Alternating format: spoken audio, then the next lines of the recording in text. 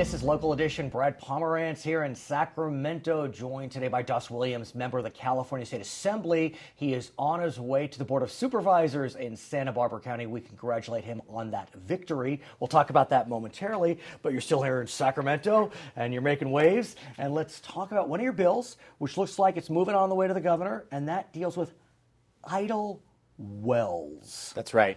In statewide, there's 20,000 wells that are out there that are not being drilled, but they're also not being closed.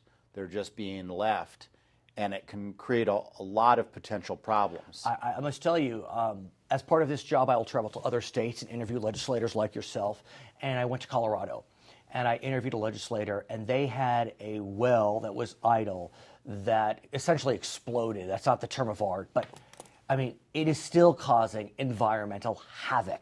That's right. And the way they found out, sir, is there's a river coming out of the well that all of a sudden turned this weird pink-orange color.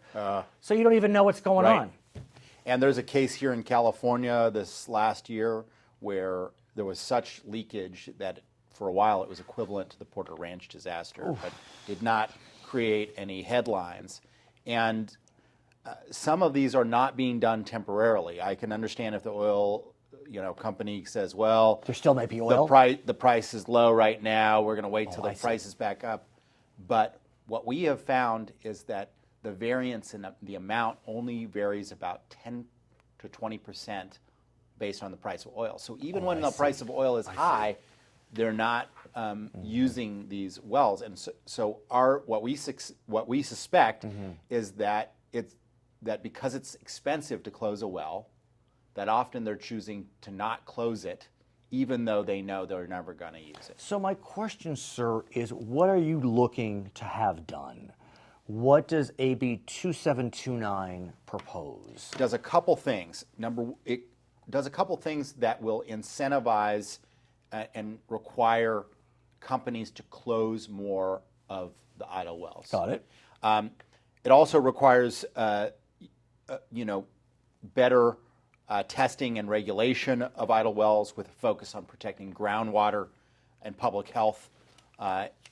Will reduce the chance that these wells will be left idle so often that they end up lasting longer than the life of the company. And that's one of the also dangerous parts, is that in my district we have many wells that are now orphaned because the company that owned them no longer exists. All the people are dead, and now they're the responsibility of the taxpayer. We have one on Summerlin Beach, one of the most picturesque beaches anywhere in the state, and because it's right offshore and it's leaking, you go down there and some days you can hardly even stand the stench of the leakage. So do we need a federal solution, sir? A federal solution would be advantageous, but in the meantime, we do have the regulatory authority in the state of California to at least solve the problem on these onshore land-based wells. I want to shift gears, if I may, and speak about a crime that is so horrific it's hard to even discuss. We're both father of daughters, and it deals with sexual assault, and specifically sexual assault on college campuses. We've been rocked over the last few years by the stories. Occidental College had its challenges, the Stanford rape case, Berkeley. I mean, it's really quite upsetting. And we know the statistics that, 1 out of every 4 or 5 women will somehow face some type of sexual assault. You're looking to at least address the issue as it relates to transparency on college campuses. Public institutions in California, is that right? Public and private. Okay, talk to us. The fact is that a third of women will be sexually assaulted within their lifetime. Okay, almost all of those, most of those happen in your early 20s. And so the reality of the situation is the criminal justice system is not very well equipped to handle this because our burden of proof is beyond a reasonable doubt. In a college setting, however, you have the campus code of conduct. And proving a violation of the campus code of conduct is done with the burden of proof that is the preponderance of evidence. Because you're not someone who's, convicted of breaking the campus code of conduct, which includes not raping your fellow students. Right. That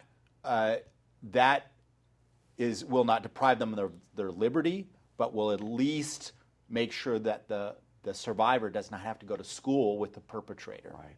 And that there's some consequences to this horrific crime. That is, that someone who, is at a prestigious world-class university like Berkeley or UC Santa Barbara can't go to it. My question is, why do you feel as if reporting is of benefit? Because it has been very difficult to assess what is going right and what is going wrong. And because no campus wants to advertise how bad this is, it's been very difficult to extract information from them. Current law only requires you to publish how many incidents happen on campus and adjacent to campus. What we really need is how many survivors are coming forward to avail themselves of the campus, code of conduct procedures. How many of those are ending up in any sort of justice? And when you look at between campuses, you can see real differences. At Berkeley, the main problem is that very few survivors were coming forward. The numbers were just really low. At UC Santa Barbara, when we investigated there were many survivors coming forward, but a low percentage were ending up in any kind of consequence. So information is power.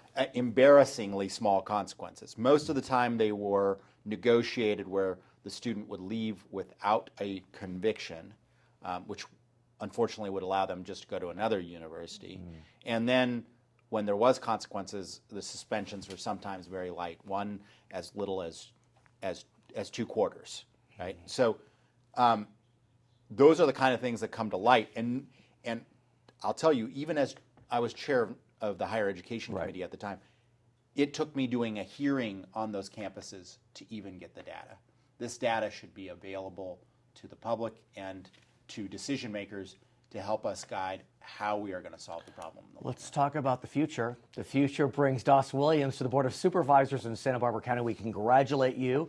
Talk to us about your decision to move. You were term limited, but you could have done something else. Why the Board of Supes? Well, I'm excited about it. I love making a difference in the state legislature, but it's far away from your home. And sometimes when you're only there 2-3 days a week, you get a little bit more removed from the people that you represent. And so I'm just excited to be home, to see them every day, to be able to hear a little bit more about what's going on, and to tackle some of the problems and implement some of the policies that we've been working on here at a local level, especially things that excite me, like transitioning to cleaner energy, addressing some of these issues surrounding oil, like idle wells. 2,000 of those 20,000 wells are in Santa Barbara County. And think about this. You go from a body of 80 to a body of 5. That's right. You have fewer constituents, so more personalized service. And I've always said that supervisors in California, their day in and day out decisions are very consequential on Californians. And you really can make a difference. So I want to congratulate you on your victory. You'll be joining the Board of Supes in January in Santa Barbara County. He is Doss Williams, currently ending his successful three terms in the California State Assembly. My name is Brad Pomerance. It's Local Edition.